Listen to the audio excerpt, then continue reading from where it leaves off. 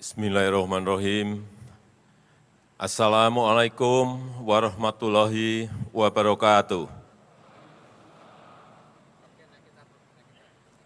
Selamat pagi, salam sejahtera bagi kita semuanya. Shalom, Om Swastiastu, Namo Buddhaya, salam kebajikan.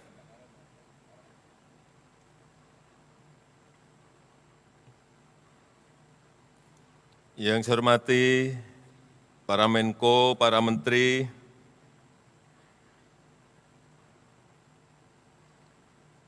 yang saya hormati Gubernur Bank Indonesia, yang saya hormati Panglima TNI, Kapolri, Jaksa Agung, Kepala BIN, yang saya hormati para kepala lembaga pemerintah non-kementerian, yang saya hormati para gubernur, bupati, wali kota, para ketua DPRD provinsi, DPRD kabupaten dan kota, yang saya hormati ketua MRP dan MRPB, serta Ketua DPRP dan DPRPB, yang saya hormati Wali Nangro,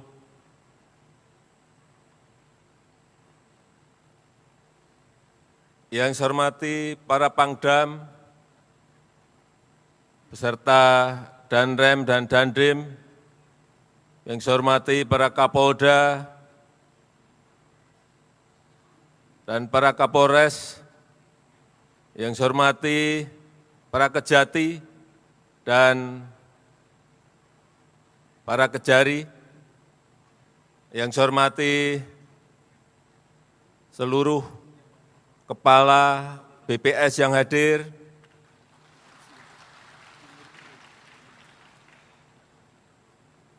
serta kepala BPKP,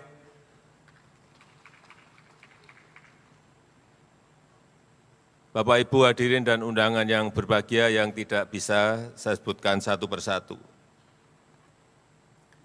Pertama-tama saya ingin menyampaikan ucapan terima kasih yang sebesar-besarnya atas kerja keras kita dalam menangani pandemi. Alhamdulillah pandemi berhasil kita kelola dan kita kendalikan dengan baik. Dan stabilitas ekonomi juga bisa kita manage, kita pertahankan sehingga berada pada posisi yang sangat baik. Ini berkat kerja keras kita semuanya.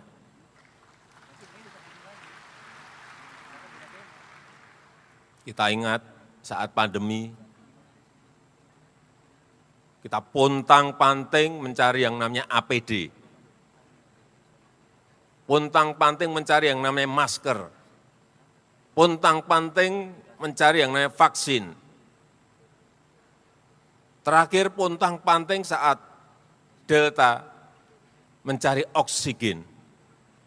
Sangat mencekam saat itu. Tapi sekali lagi berkat kerja keras kita semuanya, kita mampu mengendalikan COVID. Dan yang sudah kita suntikkan kepada seluruh rakyat kita, sampai hari ini sudah 448 juta suntikan vaksin. Ini jumlah, bayangkan, menyuntik 448 juta suntikan. Bukan barang yang gampang. Tetapi karena TNI juga ikut, Polri juga ikut,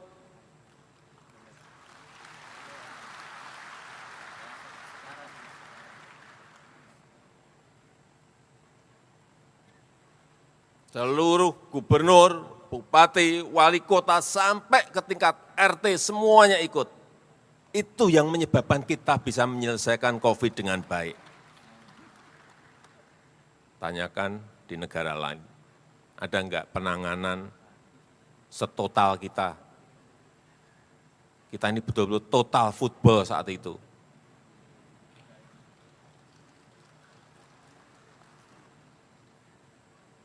Untang-panting semuanya lari ke sana kemari karena kita memang ingin COVID bisa kita selesaikan.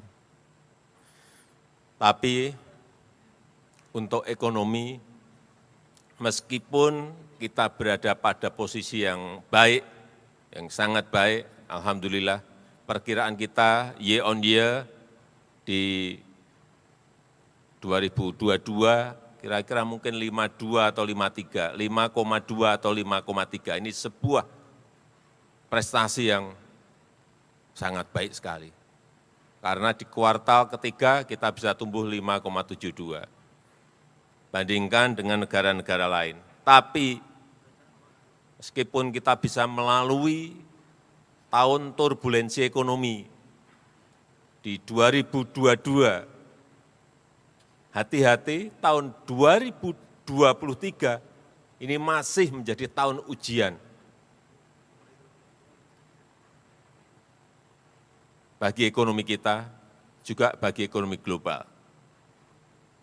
Hati-hati, semuanya harus hati-hati, harus bekerja keras semuanya, mendeteksi informasi-informasi dan data-data yang ada di lapangan, sehingga jangan sampai kita keliru membuat kebijakan. Sekecil apapun kebijakan itu harus berbasis pada data dan fakta-fakta di lapangan. Dan tahun diawali di tahun 2023 ini, Managing Director dari IMF menyampaikan, ini untuk kehati-hatian kita dan kewaspadaan kita. Meskipun pertumbuhan ekonomi kita berada pada posisi yang sangat baik. Hati-hati. Tahun 2023, Kristalina Georgieva mengatakan, sepertiga ekonomi dunia diprediksi mengalami resesi. Sepertiga ekonomi dunia diprediksi mengalami resesi. Bahkan untuk negara yang tidak terkena resesi, ratusan juta penduduknya merasakan seperti sedang resesi. Hati-hati. Sepertiga itu artinya kurang lebih 70 negara. Kurang lebih. Dan guncangan ekonomi karena pandemi, karena perang, ini sudah menyebabkan 47 negara masuk menjadi pasiennya IMF. Kita ingat tahun 97-98, Indonesia menjadi pasiennya IMF. Ambruk ekonomi dan ambruk politiknya. Ini 47 negara. Dan yang lain masih ngantri di depan pintunya IMF. Sehingga kita harus memiliki, sekali lagi, memiliki frekuensi yang sama dalam menghadapi situasi-situasi yang tidak mudah ini.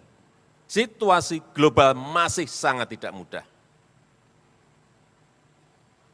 Dan sekarang yang menjadi momok semua negara adalah yang namanya inflasi. Ini momok semua negara. Dan patut juga kita syukuri, inflasi kita terakhir di angka 5,5%. Ini patut kita syukuri berkat kerja keras kita semuanya. Coba dilihat di negara-negara lain bahkan sudah ada yang sampai ke 92%. Di Uni Eropa berada di angka 9,2%. Ini sebuah angka yang tinggi sekali. Sehingga saya minta seluruh gubernur, bupati dan wali kota bersama-sama dengan Bank Indonesia terus memantau harga-harga barang dan jasa yang ada di lapangan.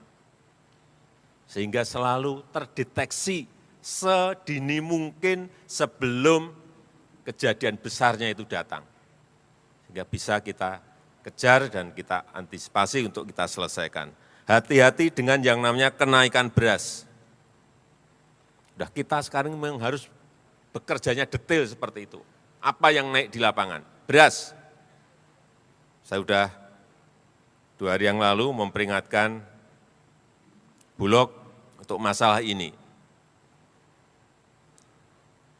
Karena di lapangan 79 daerah beras mengalami kenaikan yang tidak sedikit. Urusan telur, 89 daerah juga mengalami hal yang sama, naik. Urusan kecil-kecil, urusan tomat, 82 daerah mengalami kenaikan. Dan daging ayam ras, 75 daerah mengalami kenaikan.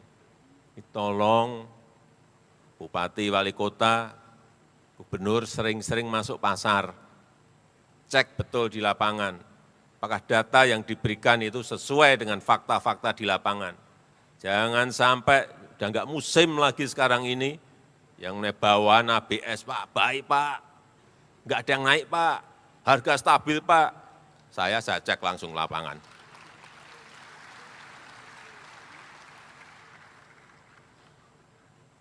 Jadi BPS di daerah informasikan angka-angka yang apa adanya kepada kepala daerah.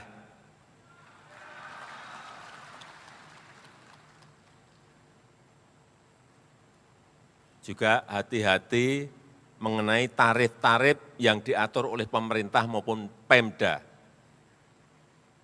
Hati-hati. Saya berikan contoh saja urusan tarif PDAM.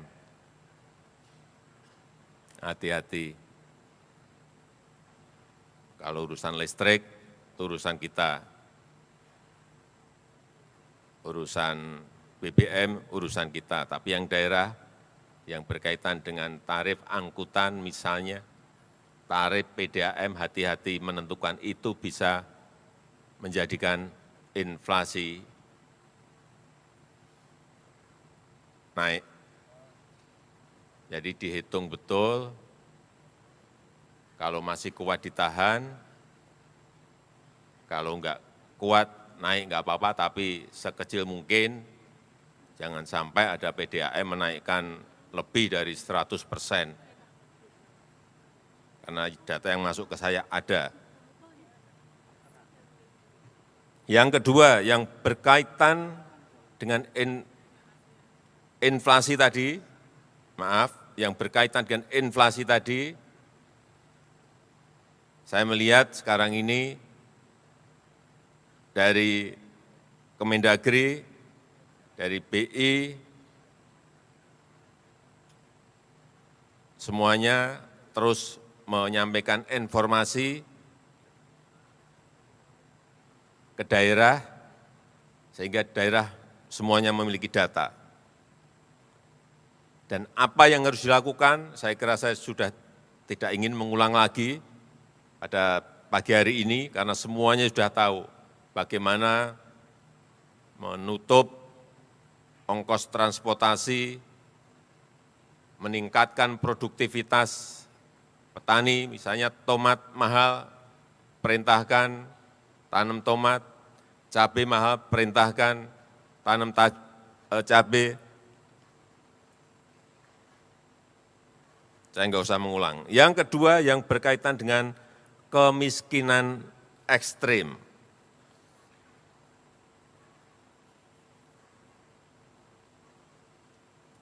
Saya kira data siapa yang miskin ekstrim ini di daerah sudah ada semuanya. Dan sampai di desa sudah punya semuanya. Tolong seluruh kepala daerah cek ini. Dan ada 14 provinsi masih di atas nasional. Padahal kita tahu target kita di 2024, kemiskinan ekstrim ini harus berada pada 0%. Ini target yang tidak mudah. Di 2022 masih 2% dan 14 provinsi di atas nasional.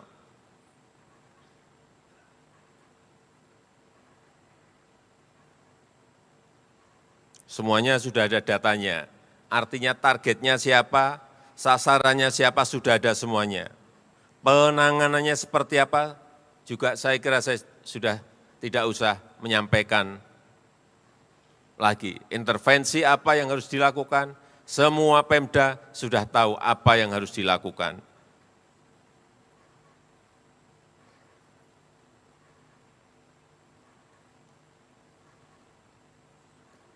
Yang ketiga yang berkaitan dengan stunting.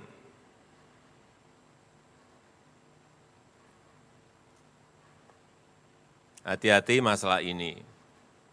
Kita memiliki bonus demografi dan puncaknya nanti berada di tahun 2030-2035.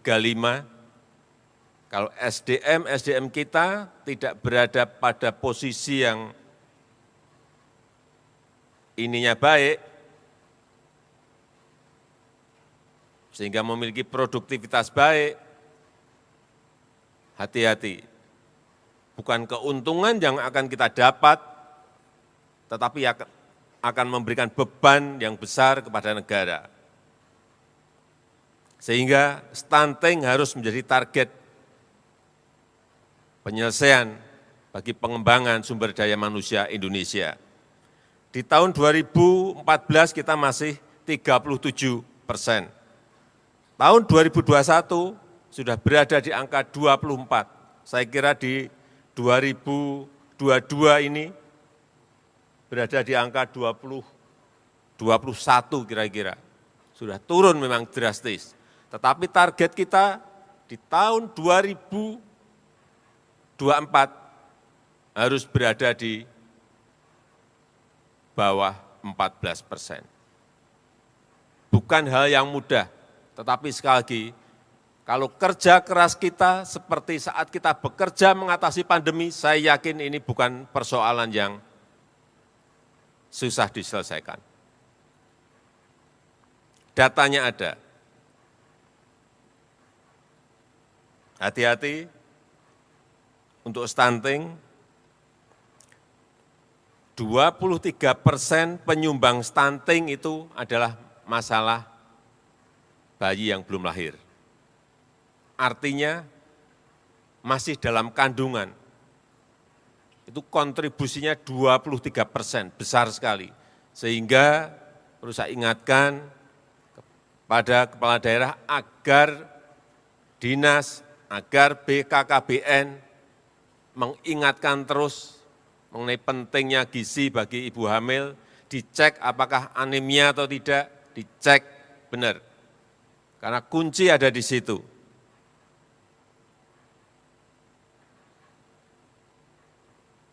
Setelah lahir sampai 23 bulan, 2 tahun, ini 37% penyumbang stunting itu setelah lahir. Ini lebih sulit penyelesaiannya.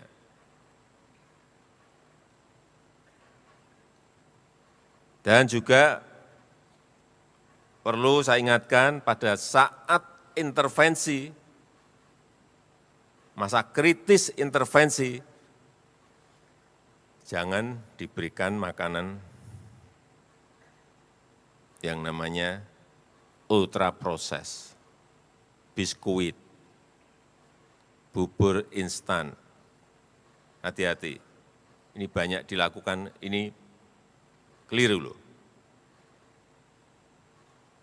Beri yang namanya protein hewani yang tinggi zat besinya. Bisa itu. Saya kira semua juga tahu. Saya sebenarnya nggak mau ngomong, tapi hanya mengulang aja. hati ayam.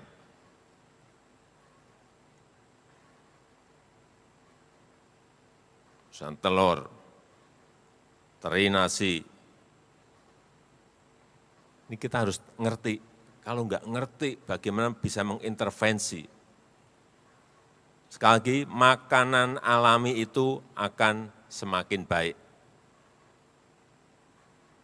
Ingatkan sekali lagi kepada puskesmas, kepada posyandu, agar aktif membantu calon ibu dan ibu yang memiliki balita. Ingatkan mengenai anemia, ini harus dicek berarti. Ingatkan mengenai ASI eksklusif selama 6 bulan.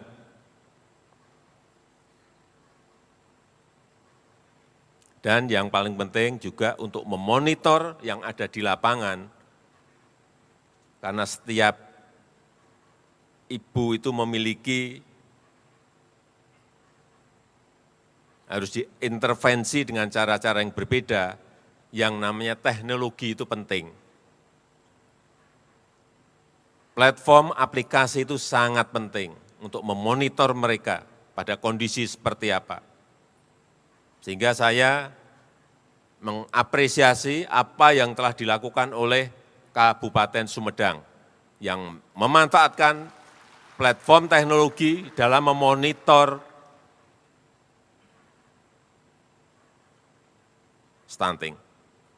Dan nanti saya sudah perintahkan untuk menyampaikan apa sih platformnya seperti apa, aplikasinya seperti apa. Yang lain tinggal tiru aja, copy aja. Juga saya kemarin ke lapangan melihat di Kabupaten Kampar.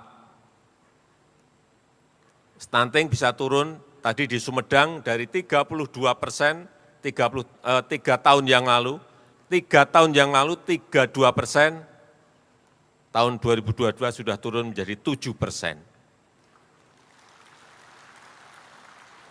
Di Kampar juga sama, tapi tidak menggunakan platform aplikasi, tapi menitipkan anak-anak asuhnya kepada perusahaan-perusahaan besar yang ada di Kabupaten Kampar. Ini titipkan, 100 anak titipkan, 200 anak titipkan, 50 anak titipkan. Itu juga berhasil menurunkan dari 27 ke angka kurang lebih 8%. Ini juga penurunan yang sangat drastis sekali.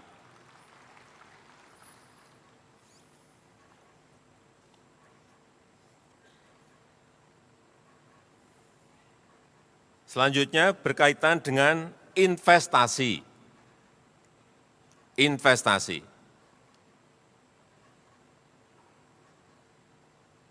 Ini menjadi kunci bagi pertumbuhan ekonomi kita di tahun 2023. Hati-hati yang namanya investasi itu sekarang ini menjadi rebutan bagi semua negara. Dalam situasi yang sangat sulit ini, investasi menjadi kunci, ekspor menjadi kunci. Kita semuanya harus tahu mengenai ini. Sehingga terus saya sampaikan agar investasi ini menjadi perhatian kita semuanya. Jangan lagi yang namanya izin masih berbulan-bulan.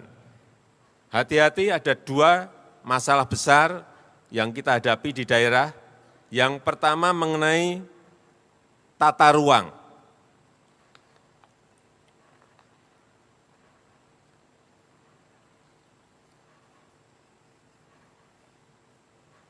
Tata ruang menjadi problem besar investasi kita. Kalau sekarang namanya kesesuaian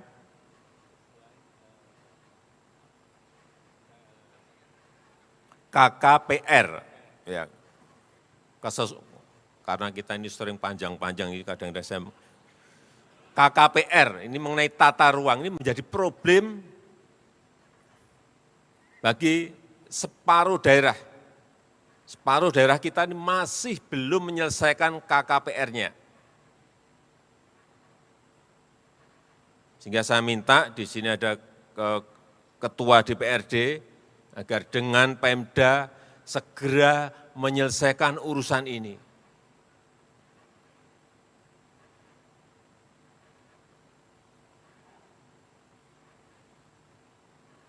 Yang kedua, urusan investasi ini adalah masalah kalau dulu namanya IMB, sekarang namanya PPG. P, persetujuan bangunan gedung. Namanya itu ya gonta-ganti dan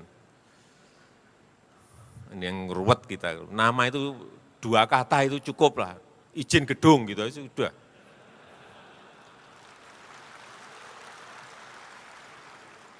Dulu IMB, izin mendirikan bangunan.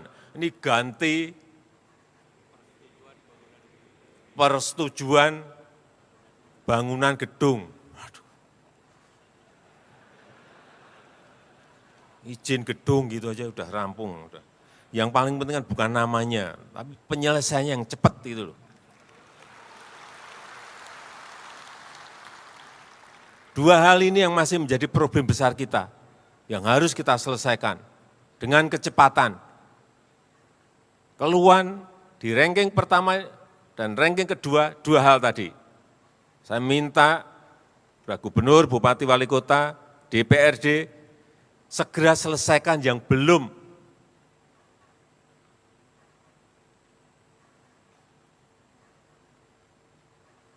Jangan ditunda-tunda.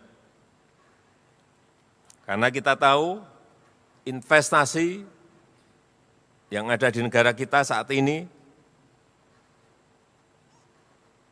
sudah 53% itu berada di luar Jawa. Ini bagus sekali, pemerataan terjadi. Karena telah dibangun infrastruktur yang banyak di luar Jawa, sehingga investasi itu menuju ke luar Jawa. Sangat bagus untuk pemerataan kita. Jadi di tahun 2022, 53% investasi sudah berada di luar Jawa. Dari target 1.200 triliun investasi kita 2022 tercapai, yaitu 1.207 triliun di 2022. Ini juga sangat bagus, karena bisa menciptakan lapangan kerja 1,3 juta. 1,3 juta.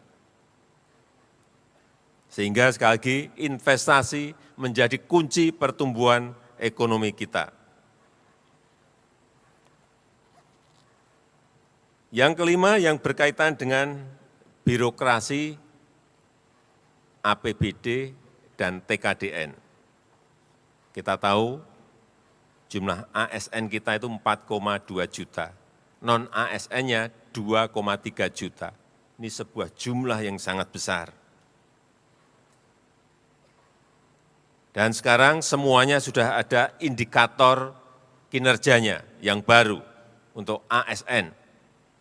KPI-nya ada semuanya, sesuai dengan prioritas pemerintah, yaitu investasi, kemiskinan, digitalisasi, dan inflasi dan TKDN.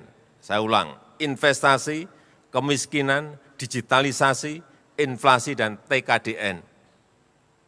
Nanti saya juga minta kepada Menpan RB untuk juga diberikan kepada Polri, TNI, dan Kejaksaan, biar semuanya memiliki KPI yang jelas. Jadi pastikan bahwa APBD itu dibelanjakan untuk produk-produk buatan dalam negeri. Baik langsung maupun lewat e-katalog. Jadi saya ingatkan pentingnya e-katalog bagi seluruh daerah. Kita tahu realisasi untuk belanja produk dalam negeri di APBN maupun APBD ini masih 61%. 61%. Kita ingin tahun ini meningkat lebih dari itu. Syukur bisa 100%.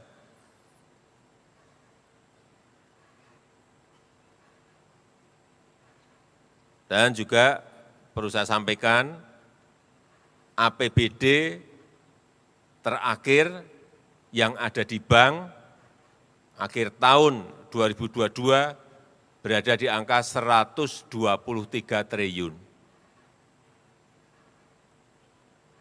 Ini jangan ditepuk tangani.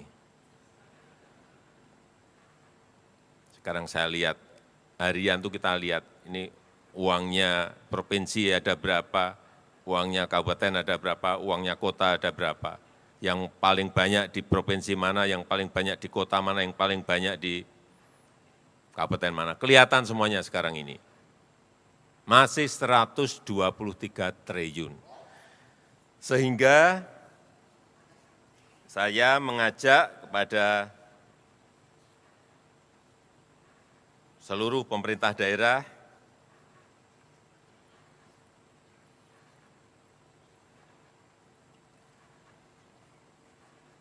yang terutama ini yang PAD-nya besar, yang dana bagi hasilnya besar, artinya yang pajak parkir, pajak restoran, pajak hotelnya besar, ini mulai saya ingatkan untuk mendesain program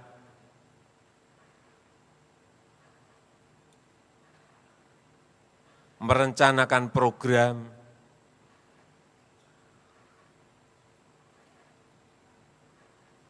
sebelum tahun-tahun berjalan. Jangan sampai menjadi silva. Jangan sampai menjadi silpa. Oleh sebab itu, pemerintah sekarang ini memberikan ruang untuk mendirikan, untuk membangun, untuk membuat yang namanya dana abadi. Kalau pemerintah pusat sekarang punya sovereign wealth fund, daerah juga bisa seperti itu, masukkan yang memiliki DBA besar, yang memiliki PAD besar, disisihkan, ditabung di dana abadi. Sudah ada dalam undang-undang maupun PP hubungan keuangan pusat dan daerah.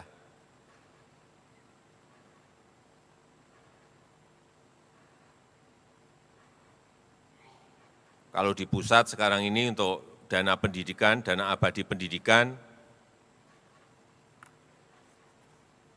sampai 2022 kemarin terkumpul 124 triliun. Ditambah tahun ini saya kira akan menjadi 144 triliun. Daerah juga bisa melakukan hal yang sama. Dan itu kalau menjadi dana abadi bisa diinvestasikan. Ikut investasi di INA, Indonesia Investment Authority.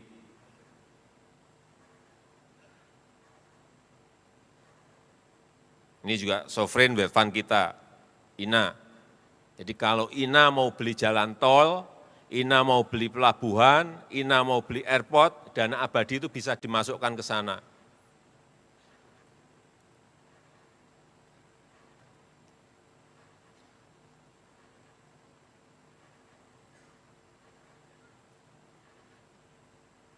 Dengan return yang jauh lebih tinggi.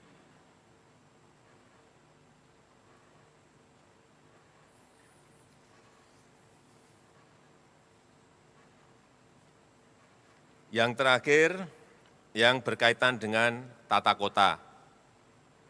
Saya perlu ingatkan bahwa kita ini memiliki 514 kabupaten dan kota.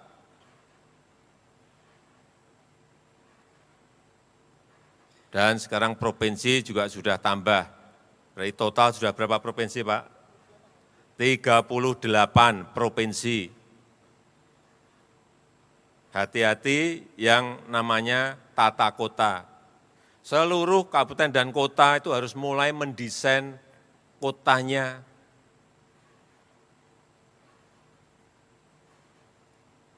dengan baik. Sehingga setiap kota dan kabupaten itu memiliki diferensiasi. Maksimalkan potensi daerah yang ada, buat master plan-nya yang betul-betul memiliki visi ke depan. Jangan semua kota dan kabupaten kita ini sama semuanya. Namanya memiliki brand yang hampir mirip-mirip. Ada Beriman, ada Berhiber, ada berapa lagi, Berseri, ada berapa lagi, semuanya. Buatlah brand kota sesuai dengan potensi dan keunggulan kita masing-masing. Bisa misalnya kota pisang, kenapa tidak? Bisa kota ikan, kenapa tidak? Bisa kota musik, kenapa tidak? Bisa kota mebel, kenapa tidak? Tapi konsisten. Kalau sudah kota pisang, berarti nanam pisangnya harus lebih banyak di kota itu. Kemudian menyiapkan industri untuk pasca panen pisang, siapkan di kota itu. Sehingga brand kota itu akan kelihatan. Coba kita lihat di Davao, Filipina, itu kota pisang. Di semua tempat adanya hanya pisang. Industrinya pisang. Tarian pisang. Semuanya pisang aja.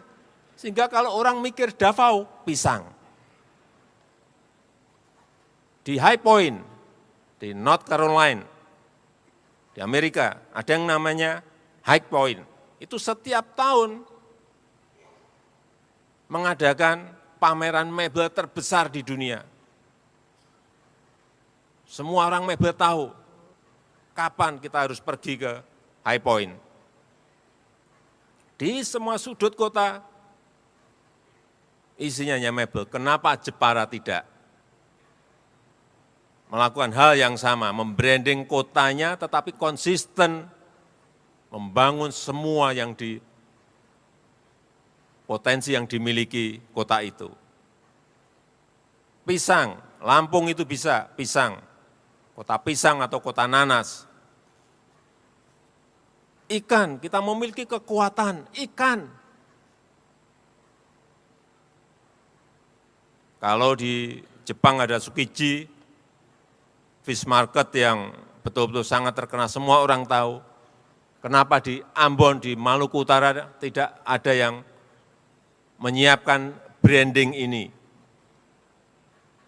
Kita ini memiliki banyak, sehingga perlu yang namanya master plan disiapkan. Di Minneapolis, di Minnesota, di Amerika juga sama. Satu kota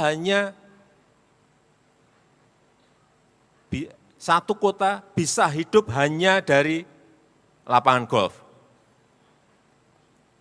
Ada 37 lapangan golf di situ. Orang ke situ hanya golf, golf, golf. Private jet ke situ hanya golf, enggak ada yang lain. Kenapa di kita tidak berani ada yang mulai membangun ini? Murah modalnya hanya cari rumput aja udah. Pasang rumput.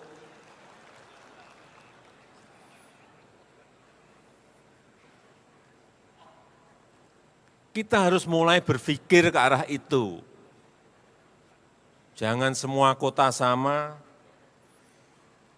Yang terakhir, lupa lagi,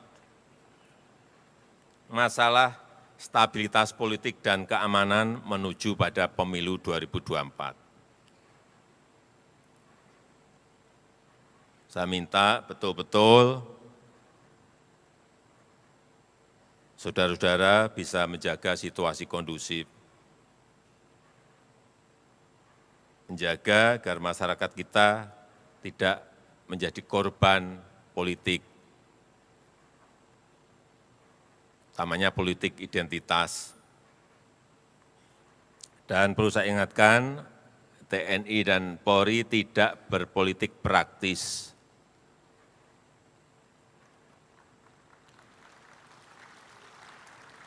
Petakan yang namanya potensi kerawanan. Jangan pas kejadian baru kita pontang-panting sibuk ke sana ke sini.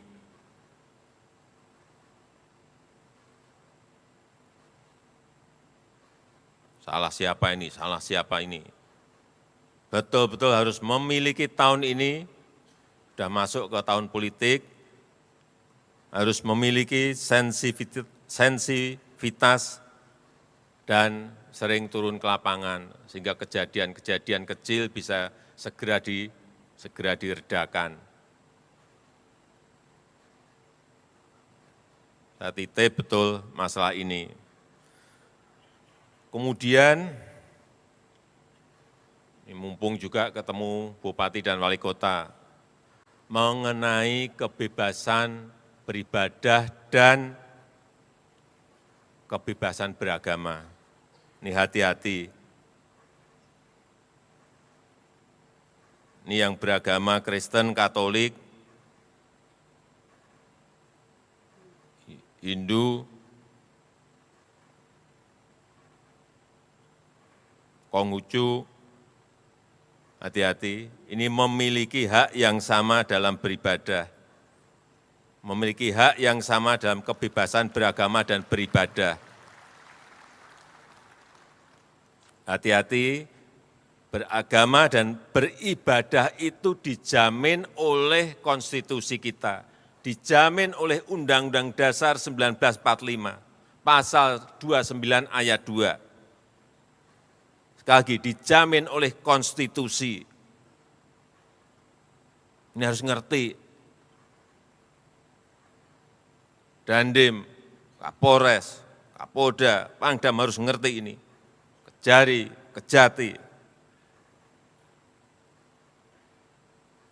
Jangan sampai yang namanya konstitusi itu kalah oleh kesepakatan. Konstitusi tidak boleh kalah dengan kesepakatan. Ada rapat FKUB misalnya, ini misalnya, sepakat tidak memperbolehkan membangun tempat ibadah. Hati-hati loh, konstitusi kita hati-hati loh, menjamin itu. Ada peraturan wali kota, atau ada instruksi bupati, hati-hati loh, kita semua harus tahu masalah ini. Konstitusi kita itu memberikan kebebasan beragama dan beribadah. Meskipun hanya 1, 2, 3 kota atau kabupaten, tapi hati-hati mengenai ini.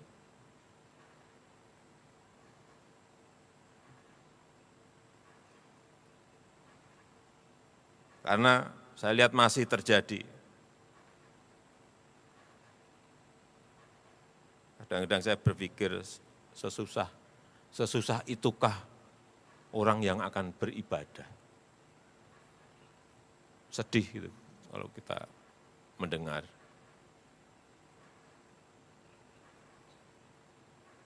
Saya rasa itu yang ingin saya sampaikan dalam kesempatan yang baik ini. Dan dengan mengucap Bismillahirrahmanirrahim pada pagi hari ini, secara resmi saya buka rapat koordinasi nasional Kepala Daerah dan Forum Komunikasi Pimpinan Daerah se-Indonesia tahun 2023.